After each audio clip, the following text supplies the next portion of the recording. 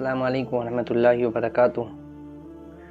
ویسے تو انسان کو اللہ نے 18,000 مخلوقات میں سے چن کر اور چھانٹ کر جو ہے اسے ویسے ہی افضل بنا دیا ہے، لیکن پھر انسانوں میں بھی کچھ لوگ ایسے ہوتے ہیں جن کے اندر کچھ اچھی عادتیں ہوتی ہیں، کچھ ایسی خصلتیں ہوتی ہیں، کچھ ایسی نشانیاں ہوتی ہیں جس کی وجہ سے وہ دوسرے لوگوں سے افضل ہو جاتے ہیں۔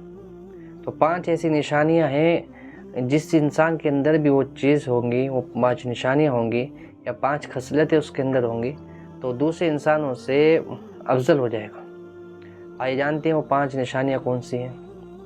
ان میں سب سے پہلی نشانی یہ ہے کہ وہ بندہ کسی بھی حالت میں ہو، کسی بھی حال میں ہو، وہ غمی کی حالت میں ہو، خوشی کی حالت میں ہو، وہ ہر وقت جو ہے اپنے رب کی عبادت پر دھیان رکھتا ہو، اپنے رب کی عبادت کے اوپر خاص اس کا دھیان ہو، اس سے غفلت نہ کرتا ہو۔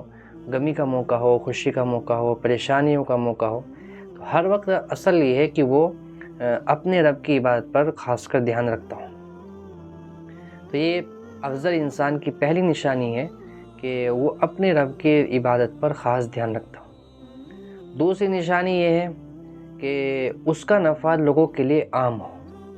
ایسا نہیں کہ وہ کسی عہدے پر پہنچا اور اس نے کوئی کام وہاں سے کسی اچھے مقام پر پہنچ گیا اور لوگوں کو اس سے فائدہ اٹھانے کے لیے جو ہے بہت زیادہ مشکلات پہ آتی ہوں، اس تک پہنچنے میں بڑی مشکل ہوتی ہو اور اس سے فائدہ نہ اٹھایا جاتا ہو، تو اس کا نفع جو ہے وہ لوگوں کے لیے عام ہو، وہ نمایاں ہو، وہ کسی بھی مقام پہ ہو، کیسے بھی ہو، لیکن لوگوں کے لیے نفع جو ہے اس کا عام ہو۔ تو یہ افضل انسان کی دوسری نشانی ہے کہ وہ کسی بھی مقام پر ہو تو لوگوں کو اس سے فائدہ اٹھانا آسان ہو۔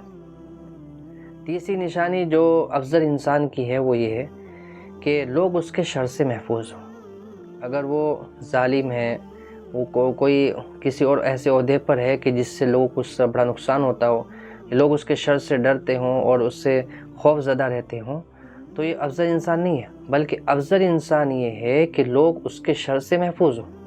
اگر وہ کسی محلے کے اندر ہے تو اس کے پڑوسی اس سے محفوظ ہوں، اس سے نہ ڈرتے ہوں، نہ اس سے کوئی نقصان انہیں پہنچتا ہو۔